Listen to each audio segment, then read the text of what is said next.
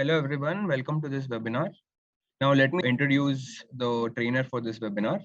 So this webinar is going to be on the AWS service that saves multi-million dollar losses every year. Today's webinar is conducted by Mr. Ashutosh, who is a senior cloud architect. He has more than 11 years of experience in the field of cloud computing. He has worked with numerous organizations as a cloud architect, such as Oracle, Accenture, Capgemini, and Mindtree. So guys, let's welcome Mr. Ashutosh into the session. So what I would do is I would get right onto the money and we'll start the session. So hold on tight. There are slight deviations in the plan because this topic is not just limited to AWS. So I thought of giving an idea that would sustain across all cloud. But at the end of this session, I would talk about certain services, those make this thing that we are discussing today happen, right? So let's get started. I'll give you guys 1 minute, perhaps, settle down, and then I'll get started. All right, so this topic is disaster recovery in cloud platform, and I wouldn't spend much time on my introduction, but this is who I am. Ashutosh is my name. You can call me Professor AD, and I've spent quite a few years in cloud computing. AWS has been my major focus. Been about close to 8 years now since I'm dedicatedly into cloud, but before that I have used as well. Been into AWS, Azure, Google, Oracle, and different kind of cloud. I'm also part of AWS Community Builder program. I'll drop my LinkedIn profile just in case you wish to read more about me, or else you can reach out to my website, which is ashutoshdikshitt.com, and you can read some interesting blogs of mine. So let's get started. And this is the agenda. So what we're going to learn now is we are going to talk about what is cloud architecture framework that one should be worried about, and how does disaster management plays a role into that. And then we will talk about different disaster recovery models. I'm generally not a PPT person, but what I thought is, since we have about 25-30 minutes, let's create one. Those who know me already would know that this is probably, after a long time, I'm using any pre-baked PPT. Generally, I start with a blank canvas and start drawing things by myself. But this is something I could create in quick time. So apologies in advance for any kind of glitches and faults that you might come across. Let's see, what is a cloud architecture framework? So generally, when you design something, you have certain considerations. You keep certain principles in mind while designing that. I'll come to those points, but what design are we talking about here? We are talking about a platform that would be ready to host our applications in cloud. So once you get your AWS subscription or Azure subscription, that is not just ready yet. You need to create certain services. You need to create certain resources. And then those things together can create a platform that would be ready to host your application.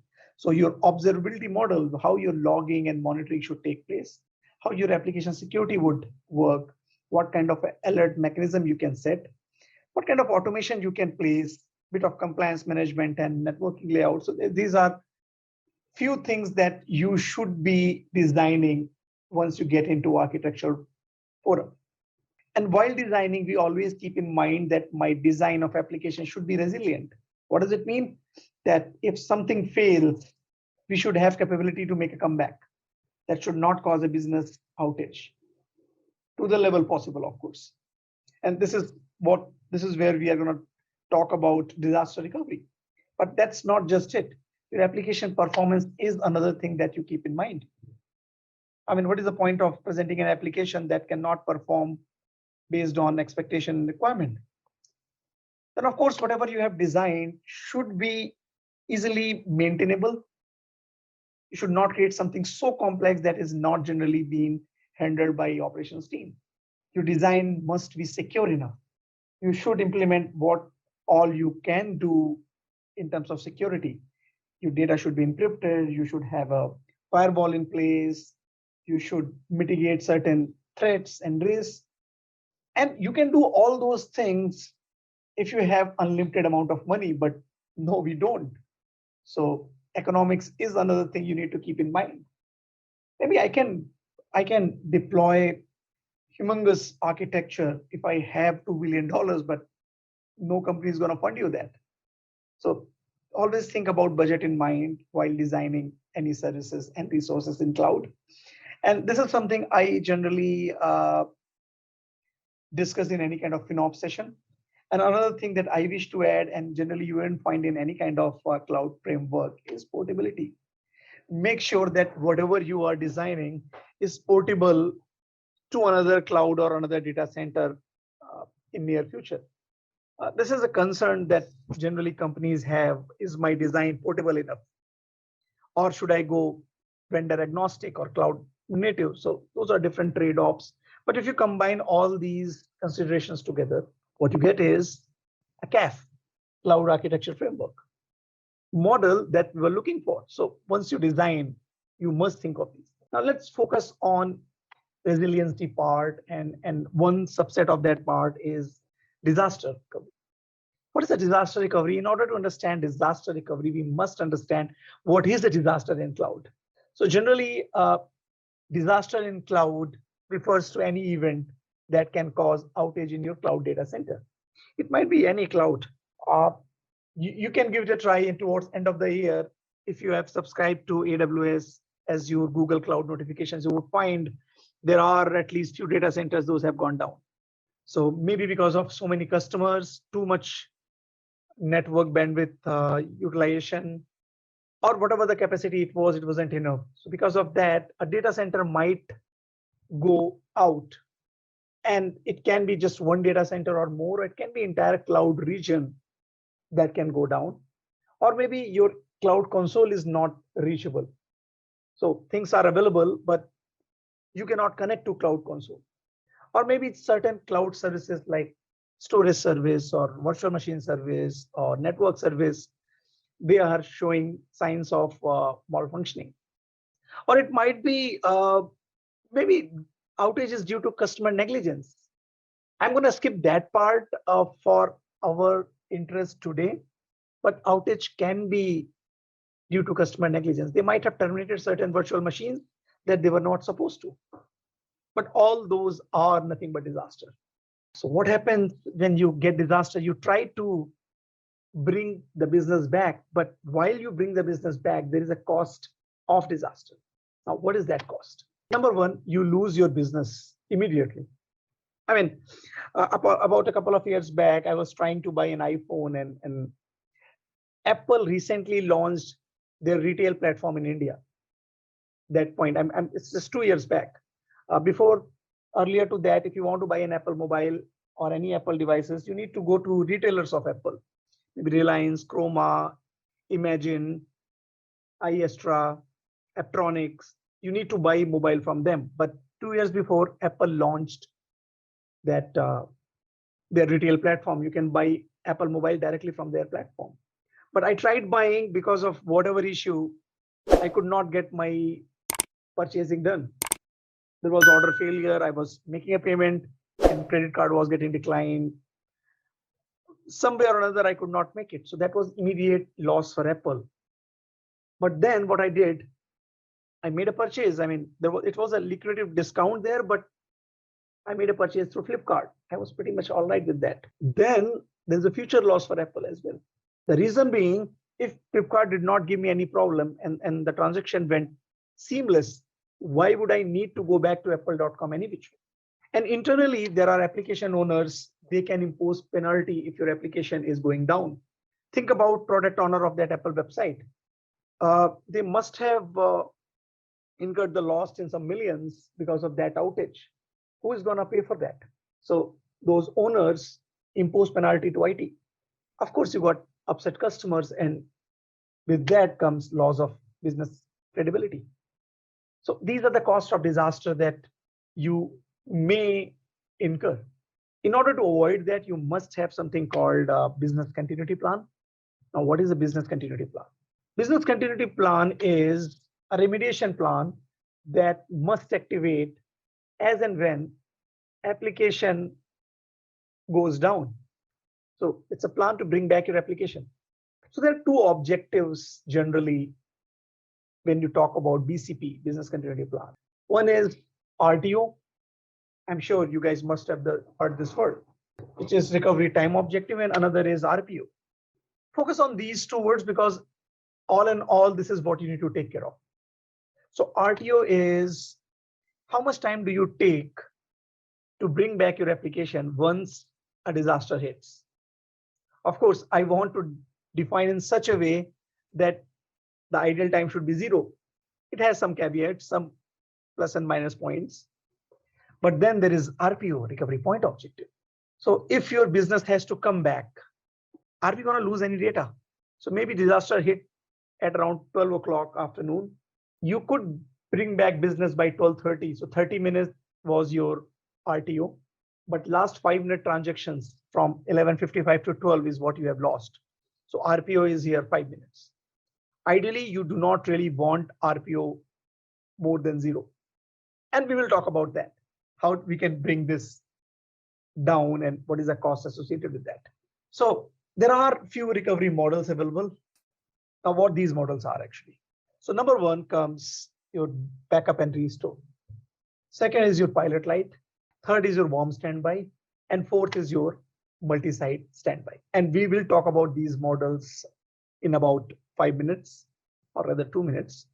But understand each of these models have different costs associated with them, how you implement these models, and what kind of resiliency they can bring. So if you if you can have a look at this graph, a backup and recovery setup and maintenance cost is very less, but RTO and RPO is slightly high. Now that's a problem. High RTO and RPO means my business would stay down for a long time and might lose some data in case of disaster. On the extreme hand, if you look at active standby, the cost to implement this active standby is very high, but very minimal RTO and RPO. And this disaster recovery model is not fixed for an entire enterprise. Depends on which application requires what level of RTO and RPO, and how much the budget you can associate with that application. Based on that, we can select any of these models. Most of your production class application would go with your multi-site standby, that is active standby, but the cost is high. But if your application is rarely being used, data is not being changed, I'm okay with backup and recovery or maybe pilot light. So what these things are, let's have a quick discussion on that. So this is your cloud canvas. Generally, how does this cloud canvas work? You have some users. They will hit URL for your application, and URL will take them to a load balancer. Now, load balancer will generally pass the traffic to application virtual machines that would have a backend persistent storage of data like database. That's how it works in cloud. All these things are happening in your primary cloud region where your entire state would sit. Then there is another feature in cloud that is called multi-region object storage. So this is the storage that is shared across multiple regions. So anything you store in this particular service, like S3 or Azure blob storage, that can be accessed by any other region as well. Or rather, you can make it slightly workable in that case. And generally, enterprises would have a secondary cloud region as well. Now, this is the region they would mark for any kind of disaster recovery. So if your primary region goes down, this is the reason they would take into consideration. So this is your canvas, and that's what we are going to work towards. So think about this. The first process is backup and recovery. Pretty much straightforward. Whatever you are doing on your primary site, keep taking frequent backups. So your application virtual machine, your database, all the backups are being taken, and these backups are getting into multi-region object storage. In our case, it's S3. Generally, we do that. Or we can take you a help of AWS backup service, and that essentially is a similar kind of job. And then you keep on adding storage. I beg your pardon. You keep on adding these backups to other region. Now, in case of disaster, what happens? You recreate the resources from the scratch in secondary region. You create your virtual machines from the scratch, and then you restore literally everything. And then your DNS will start pointing towards right-hand side of cloud region.